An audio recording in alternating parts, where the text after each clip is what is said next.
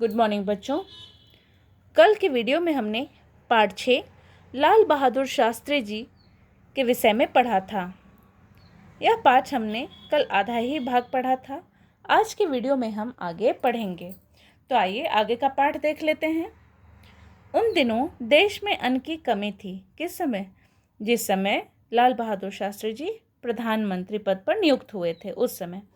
दूसरे देश अनाज देने के बदले हम पर मनमानी शर्तें थोपना चाहते थे, क्योंकि अब हमारे देश में अन्न की कमी हो गई थी और इस ज़रूरत को पूरा करने के लिए हमें दूसरे देश से मदद लेने की आवश्यकता पड़ रही थी।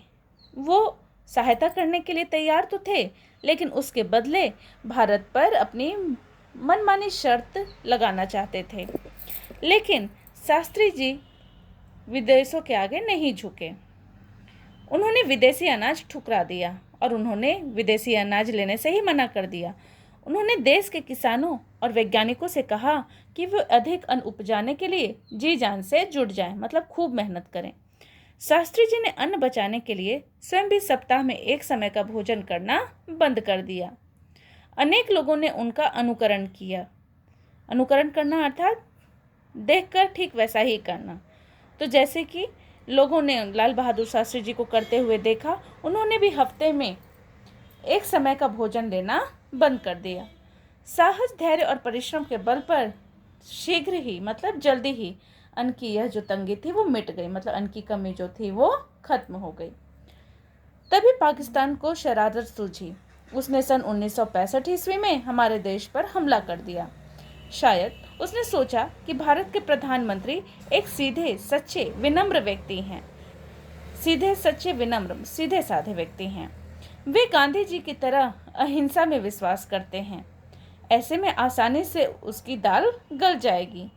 पर शास्त्री जी को तो देश की स्वतंत्रता प्राणों से भी प्यारी थी। उनका आदेश पाकर भारतीय सेनाओं ने पाकिस्तान के आक्रमण का मुंह तोड़ जवाब दिया। पाकिस्तान समझ गया कि यह विनम्र व्यक्ति कमजोर नहीं है। शास्त्री जी मानते थे कि पड़ोसी देशों को आपस में मिलजुल कर प्रेम से रहना चाहिए।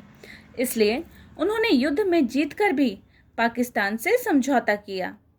समझौता होने की रात में ही उन्हें ताशकंद, जो कि कहाँ है, रूस में, दिल का दौरा पड़ा।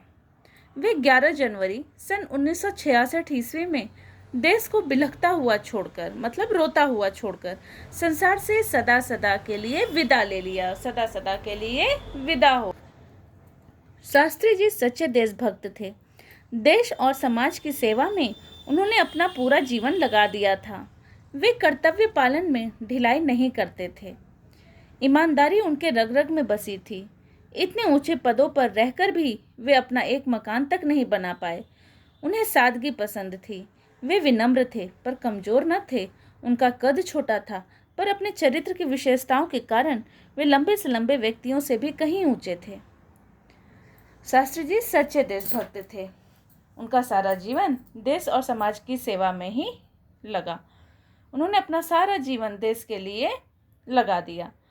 वे कर्तव्य पालन करते समय, मतलब कर्तव्य का पालन करते समय थोड़ा भी ढिलाई, थोड़ी भी लापरवाही नहीं करते थे।